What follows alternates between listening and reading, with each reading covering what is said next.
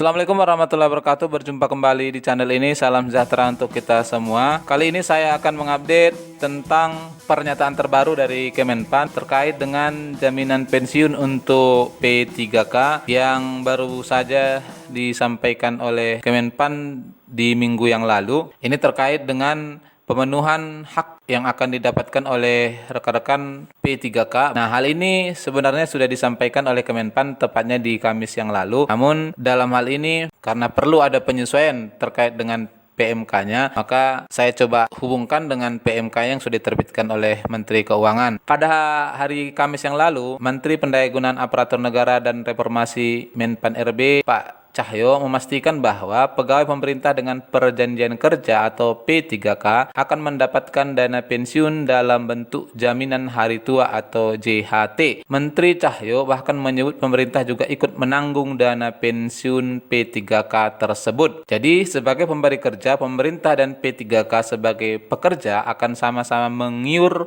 dana pensiun, kata Pak Menteri. Pemerintah tengah melakukan reformasi sistem pensiun di mana akan diarahkan pada iuran pasti. Nah, ini adalah proses penyusunan skema iuran pasti. Dalam hal ini bukan saja akan dilaksanakan untuk P3K namun juga untuk PNS yang kalau kita ikuti prosesnya masih dalam perancangan. Dan nanti baik itu pemerintah sebagai pemberi kerja maupun P3K sebagai pekerja sama-sama membayarkan iuran per bulannya untuk diterima di hari tua. Dengan demikian, aparatur sipil negara bisa mendapatkan manfaat pensiun sesuai dengan iuran yang telah dibayarkan beserta hasil pengembangannya.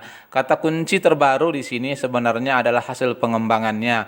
Mana kalau kita ikuti dengan skema pensiun lama, ya belum ada istilah hasil pengembangan. Nah, di rancangan terbaru ini pemerintah sudah akan memberikan kepada P3K maupun PNS hasil dari pengembangan iuran yang diberikan oleh pegawai setiap bulannya. Untuk PNS dicicil sesuai batas usia pensiun, sedangkan P3K sesuai masa perjanjian kerja. Ini barangkali teknisnya.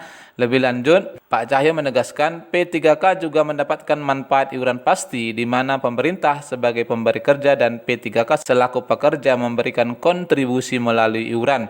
Nanti kita akan coba cek di belakang skema iuran yang akan dipergunakan, sekaligus juga nanti penyesuaian terhadap PMK-nya. Manfaat itu apakah akan diterima sekaligus, anuitas atau dikombinasikan, bakal diatur oleh lembaga pengelola dana pensiun. Dalam hal ini adalah Taspen dan Sabri. Atas dasar itulah pemerintah berpendapat pemberian pensiun P3K tidak perlu masuk dalam pasal revisi Undang-Undang ASN karena dalam PP Manajemen P3K sudah diatur bahwa P3K mendapatkan JHT. Sehingga dari apa yang disampaikan oleh Kemenpan tadi, maka dalam hal ini kita bisa rangkumkan bahwa hak yang didapatkan oleh P3K sampai sekarang ini adalah tunjangan istri dan anak, kemudian tunjangan beras, ini nilainya tertentu, kemudian tunjangan fungsional juga tertentu sesuai dengan jenis pekerjaannya, kenaikan gaji berkala ini akan Bapak Ibu terima setiap 2 tahun sekali,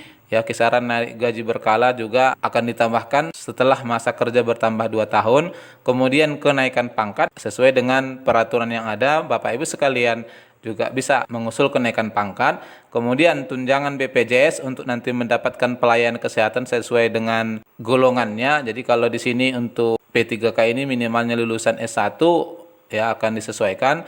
Kemudian tunjangan JKK ya jaminan kecelakaan dan jaminan kematian dari pemerintah juga akan menerima tunjangan perumahan walaupun dalam hal ini 0,5% dari pemerintah, namun nilainya itu akan diakumulasi, sekaligus juga tunjangan hari tua yang disampaikan oleh Kemenpan tadi. Pihak Kemenpan menyebutkan dengan adanya kontribusi pemerintah dalam mengiur dana pensiun P3K itu menjadi bukti adanya penghargaan kepada ASN P3K. Mengenai berapa besaran cicilan, Pak Cahyo menyebutkan masih dibahas internal oleh pemerintah. Terkait dengan ini memang sudah ada penyesuaian dari perubahan biaya operasional Taspen. Kalau kita lihat PMK nomor 211 tahun 2015 tentang biaya operasional penyelenggaraan Taspen, di ayat kedua disebutkan, dalam rangka penugasan pemerintah sebagaimana dimaksud pada ayat 1, PT Taspen Persero dan PT Asabri diberikan BOP yang bersumber dari anggaran pendapatan dan belanja negara dengan memperhatikan kemampuan keuangan negara. Inilah skema yang dipakai di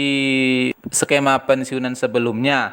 Nah, di dalam hal ini bisa kita lihat bahwa seluruh operasional Taspen dibebankan kepada negara. Di ayat ketiga ini, dalam hal anggaran pendapatan dan belanja negara tidak mengalokasikan biaya operasional penyelenggaraan Taspen, maka BOP dibebankan pada hasil pengembangan akumulasi iuran pensiun tahun berkenaan. Jadi jika APBN ternyata tidak mengakomodir, maka diberikan keleluasaan kepada Taspen untuk mengambil BOP dari hasil pengembangan.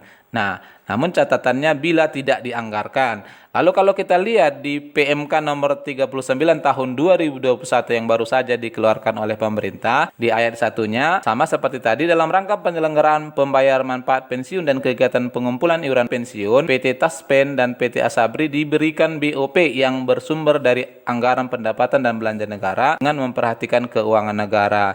Lalu di ayat 2 yang menurut saya ini menjadi suatu bukti bahwa ke depan dana JHT dan dana jaminan pensiun ini sudah akan dikelola secara profesional, di mana PT Taspen dapat menginvestasikan sehingga pemupukan atau pendapatan dari investasi ini akan dibagi antara PT Taspen dengan pekerja.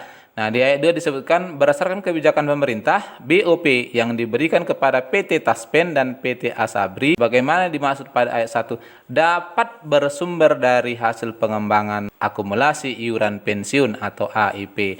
Inilah perubahan yang paling mendasar kalau kita perhatikan terkait dengan PMK biaya operasional penyelenggaraan jaminan pensiun dan jaminan hari tua ini. Di ayat 2 ini dapat bersumber, jadi tidak dibatasi lagi. Kalau dana BOP diakomodasi di APBN, namun Taspen juga bisa menggunakan BOP dari hasil pengembangan atau pemupukan akumulasi iuran pensiun. Nah, terkait dengan iuran pensiun ini, ya ada dua skema yang ada. Dalam hal ini untuk P3K karena hanya untuk jaminan hari tua, maka persentasenya barangkali tidak sebesar persentase iuran pasti untuk PNS. Di sini desainnya adalah 20% dengan gaji pokok diambil 20%. Ini biasanya adalah bagiannya pemerintah. Kemudian 20%-nya dari pekerja diambil dari home take pay, dari gaji bersih yang dibawa oleh pegawai atau pekerja. Ini skema yang akan dipergunakan oleh pemerintah, namun untuk P3K tentu saja besarannya tidak sebesar ini karena hanya akan mengakomodir jaminan hari tua. Kalau kita ikuti skema yang ada sekarang ini, maka jaminan hari tuanya sebelum adanya perubahan iuran pasti itu adalah 3,25% dari gaji pokok. Nah, terkait teknis perhitungan juga sudah pernah saya publikasikan di video saya ya tentang rincian skema jaminan hari tua dan jaminan pensiun. Ini Bapak Ibu sekalian bisa cek perhitungan dan teknisnya. Barangkali ini informasi yang bisa saya sampaikan. Semoga bermanfaat. Wassalamualaikum warahmatullahi wabarakatuh.